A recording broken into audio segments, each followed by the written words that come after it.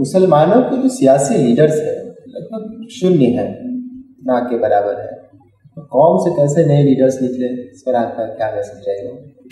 دیکھیے، بدقسمتی یہ ہے کہ اسلام جو ہے مشاورتی نظام کا، فرد کی حریت کا، آزادی کا قائل ہے، اور اس کے نتیجے میں خود رسول اللہ صلی اللہ علیہ وسلم کو مشاورت کا حکم دیا گیا۔ اسلام کا جو گولڈن پیریڈ ہے خلافت، وہ جمہوری ہے، مشورے سے سارے کام ہوتے تھے، لیکن مسلمانوں میں بدقسمتی سے مشاورت کا وہ نظام باقی نہیں رہا، سیاسی نظام کے حوالے سے، اور بادشاہت آ گئی۔ پھر دھیرے دھیرے ہندوستان میں جب مسلمان آئے بر صغیر میں، تو اس وقت تک اچھا خاصا اسلام اپنے اعلیٰ نمونے سے شفٹ کر چکا تھا، اور وہی بادشاہت و ملوکیت یہاں قائم ہو چکی تھی مسلمانوں میں بھی۔ مذہبی اعتبار سے خانقاہی نظام جو ہے، اس کا ایک فائدہ کیا ہوا وہ الگ چیز ہے، لیکن بہرحال خانقاہی نظام اپنی کچھ کمزوریاں بھی رکھتا ہے، اور دھیرے دھیرے اس کی کمزوریاں بڑھتی گئی۔ جاگیردارانہ نظام، تو یہاں ہندو معاشرے اور مسلم معاشرے میں اس پہلو سے بہت زیادہ فرق نہیں رہا۔ توحید اور رسالت آخرت کی وجہ سے ایک مساوات رہی، اور کسی خرابی کو انہوں نے مذہبی ریکوگنیشن نہیں حاصل ہوا، تو جمہوری معاشرہ مسلم معاشرہ بھی نہیں ہے۔ تو آزادی کے بعد جب ہندوستان میں ایک نیا سفر شروع ہوا، تو ایک تو تقسیم ملک کے حادثے سے مسلمان دو چار ہو گئے، پورا ملک دو چار ہوا۔ تو اس حادثے کے نتیجے میں جمہوریت کی روایت اگر پختہ ہوتی تو جمہوری لیڈرشپ کے ادارے بھی ڈیولپ کرتے، وہ ادارے وہ تھا نہیں۔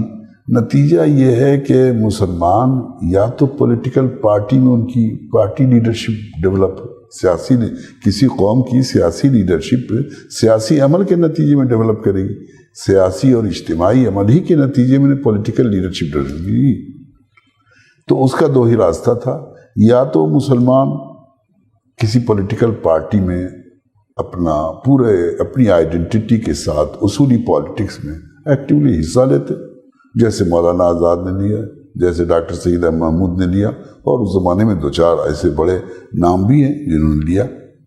یا یہ کہ مسلمان اپنی پولیٹیکل پارٹی بنائے، یا مسلمان ایک سول سوسائٹی کے حصے سے پریشر گروپ بنائے۔ یہ تین طریقہ ہو سکتا ہے۔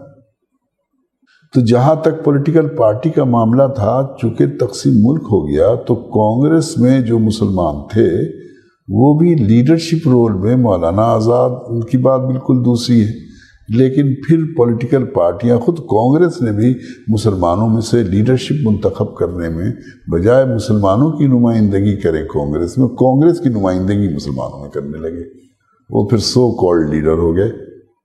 تو دھیرے دھیرے کانگریس کے دور میں مسلم پولیٹیکل لیڈرشپ، نئی لیڈرشپ کی نشو نما، باوقار طریقے سے سیاست کرنے والے ایماندار لوگ ڈیولپ نہیں ہوئے۔ دوسری پارٹیوں نے، سوشلسٹ گروپ نے، سوشل جسٹس کی فورسز نے، ریجنل پولیٹیکل پارٹیوں نے بھی جب پارٹیاں بنائی اور حصہ لینا شروع کیا، تو جو نوجوان پولیٹیکل ایسپریشن والے تھے وہ اس میں شریک ہوئے، لیکن ظاہر ہے اس کے لیے ان کی جو پولیٹیکل، ہر دلت لیڈرشپ، ریجنل پولیٹیکل پارٹیاں سب اس طرح تیار ہوتی رہی، اس لیے کہ ہندوستان کی خمیر میں بھی جمہوریت نہیں ہے، وہاں بھی یس مین چاہیے، تو وہ ایسے ایک آدمی کو نہیں بڑھنے دیتی تھی جو مسلمانوں میں باوقار لیڈرشپ کا رول ادا کرتا، تو انہوں نے بھی یس مین کو خریدا۔ تو گزشتہ 80-75 سال سے جتنے انتخابات ہوئے، اور اس میں پولیٹیکل پارٹیوں نے تو وہ باضمیر، باوقار، باصول مسلم نوجوان کو پولیٹیکل لیڈرشپ کی حیثیت سے ریکوگنائز نہیں کیا، آگے بڑھنے نہیں دیا۔ خود لالو پرساد نے نہیں کیا، ملائم سنگھ نے نہیں کیا، سب کو نظر دے دی، کسی نے نہیں کیا۔ اب رہ گیا پریشر گروپ کی بات، تو بہت مشکل سے مجلس مشاورت یہاں قائم ہوئی تھی۔ مجلس مشاورت ختم ہو گئی، انہوں نے یہ کام کیا نہیں۔ مسلمانوں کے اندر مذہبی لیڈرشپ رہی، اور اسی نے گویا مسلم لیڈرشپ، مذہبی لیڈرشپ جو ہے، اسی نے سیاسی لیڈرشپ کا رول ادا کیا۔ لیکن بدقسمتی یہ بھی ہے، اور صفائی سے کہنا پڑتا ہے کہ یہ مذہبی لیڈرشپ بھی، یہ جو پورا سیمانچل ہے، پورا آسام ہے، پورے بنگال کے وہ علاقے سب مذہبی حلقوں کے مرید آباد تھے. انہوں نے اپنے مریدوں کو سیاسی طور پر باشعور نہیں کیا، جمہوری نہیں. وہاں بھی آداب خانقاہی، وہاں تو بس ان کی سیٹیں کچھ ریزرو رہتی تھی راجیہ سبھا میں، ان کے کچھ مراد پولیٹیکل مراد دی جاتی تھی اور اس کے نتیجے میں تھوک ریٹ میں مسلم ووٹ دیتے تھے.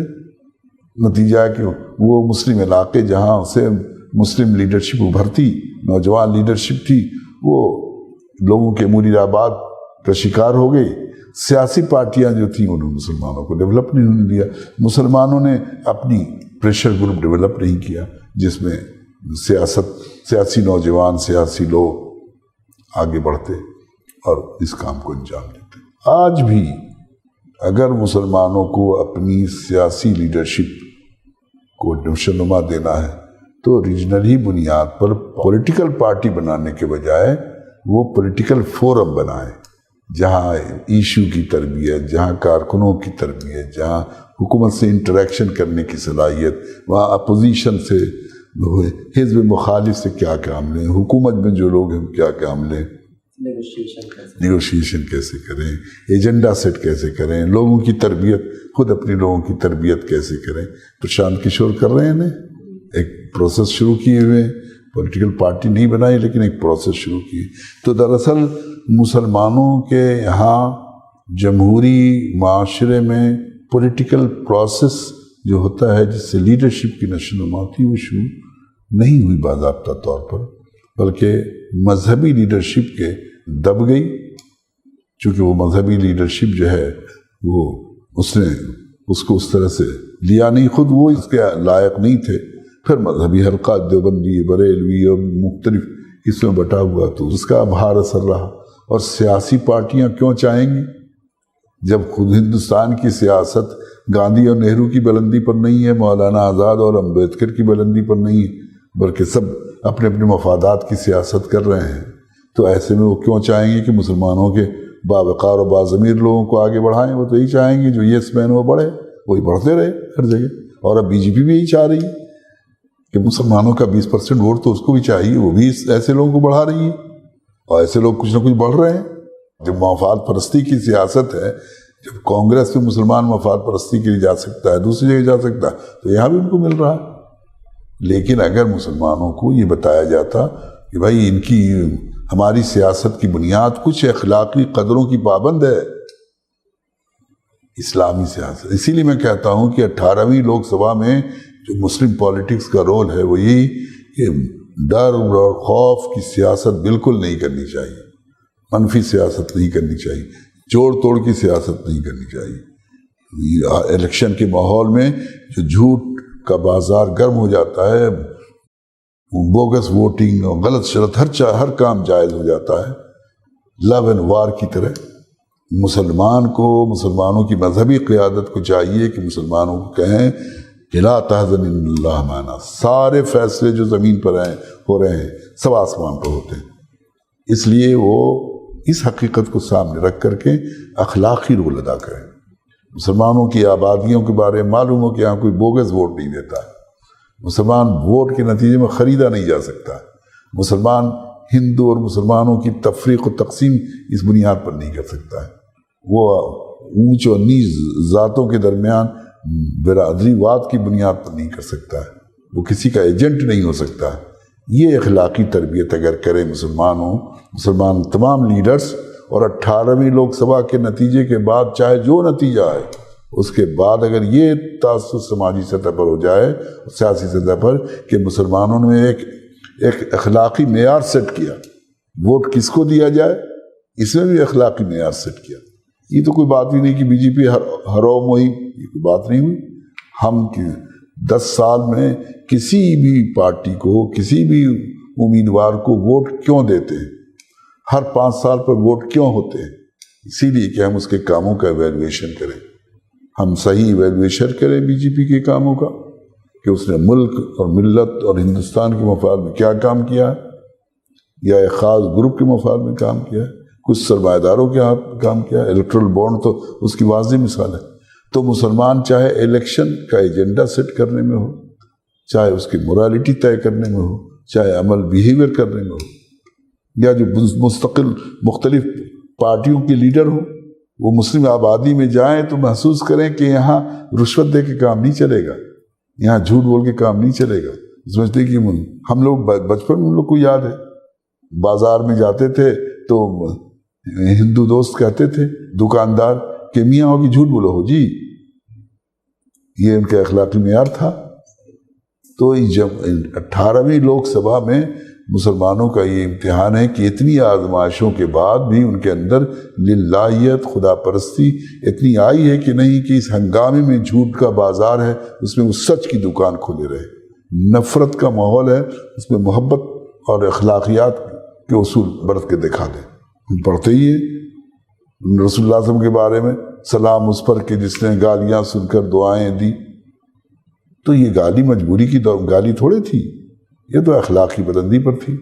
تو 18ویں لوک سبھا کا جو مسلمانوں کا رول ہو سکتا ہے کہ منافرت کی جیسی فضا ہے سماجی سطح پر، یہ الیکشن کے ماحول میں بڑھے نہیں، بلکہ یہ رول آئے کہ مسلمان اسلام کی تعلیم اس کو منافرت سے روکتی ہے۔ وہ کسی کے سرنگچھن میں، کسی مضبوط پارٹی مقامی گروپ کے چھتر چھایا میں جا کر کے نہیں زندگی گزارنا چاہتا ہے، بلکہ وہ بالکل اللہ پر بھروسہ کرتا ہے اور جو صحیح بات صحیح کرتا ہے۔ وہاں پر اسی لیے ہم کہتے ہیں کہ بجائے اوپر سے فیصلہ دینے کے کہ آپ فلاں کو دیجیے اور فلاں کو جتائیے اور فلاں کو ہرائیے، مسلم آبادی کو چاہیے ایک پارلیمانی حلقہ مسلمانوں کا، غیر مسلم وہاں جو ہے ان کے ساتھ مل کر کے، اور تب کہے کہ یہ بنیادیں ہونی چاہیے، اور اس میں کچھ گھبراہٹ اور پریشانی کی بات نہیں ہو کہ وہاں یادو کو برا لگے گا کہ راجپوت کو برا لگے گا، بڑے کو برا لگے گا چھوٹے کو برا لگے گا، اور بی جے پی کو معلوم ہوگا یا کانگریس کو معلوم ہو جائے گا۔ جو بنیاد ہے انتخاب کی، جو ووٹ امانت ہے، امتد الامانات الی اہلہا، خالی یہی آیت پورے ہندوستانی معاشرے میں ہی لوگوں کو تازہ کرا دیں، غیر مسلموں کہہ رہی قرآن میں، وہ جو ان کو معلوم ہے نہیں کہ قرآن میں قتال لکھا ہوا ہے، لڑائی دنگا لکھا ہوا ہے، وہ غلط جو پھیلا دیا گیا، خالی ان کو یہ معلوم ہے یہ آیت پورے 18ویں لوک سبھا میں یاد کرا دیں، ہم تؤدوا الامانات الی اہلہا واذا حکمتم بین الناس ان تحکموا بالعدل، امانتیں جو امانت کے لائق ہے امانت کے سپرد کرو، اور جب انسانوں کے درمیان فیصلہ کرو تو انصاف کے ساتھ فیصلہ کرو۔ یہ ہے دراصل اخلاقیات، جمہوری سیاست کی اخلاقیات، جس کا پاسباں بن کے مسلمانوں کو کھڑا ہونا چاہیے۔